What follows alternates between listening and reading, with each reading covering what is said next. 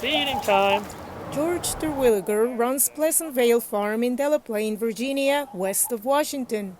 He has modified his small-scale operation due to the H5N1 avian influenza virus. The so-called bird flu has resulted in not only a high U.S. bird mortality since 2022, but also a sharp increase in the price of eggs nationwide. We here on this farm have not expanded our chickens over the last year or two out of fear that we might inadvertently bring birds in that are infected. Terwilliger, a member of the Virginia Department of Wildlife Resources Board, is also concerned about the risk bird flu could pose to his hogs and to about 100 cows and calves that he owns. If the disease were to get to the point where it infects cattle and makes them sick or makes their meat, these are beef cattle, makes their meat unacceptable, that would put us out of business. Bird flu in dairy cows was first reported in late March. The Centers for Disease Control and Prevention says the public health risk remains low,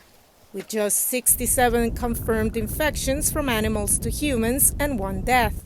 Constant changes in the genome of the virus, however, have some scientists worried. If there are changes that make it more possible for the virus to transmit from person to person, which so far we haven't seen, then that could be a real challenge in terms of our public health response, and is the reason that we think of this virus as having pandemic potential. People can minimize the risk of infection, Davis added.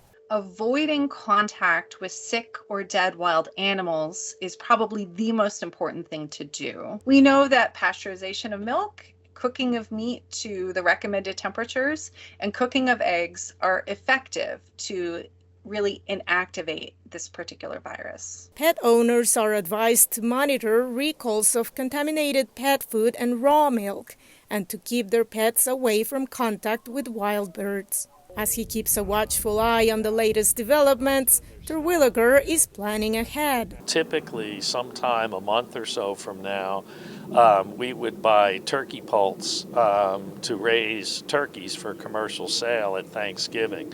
I'm not sure we'll do that this year because I would be concerned about where I get the birds from. Will they come with avian flu? In the meantime, he says he'll follow the science and hopes that the disease runs its course, all while keeping a very close eye on his livestock. Veronica, Balderas, Iglesias, VOA News, Delaplane, Virginia.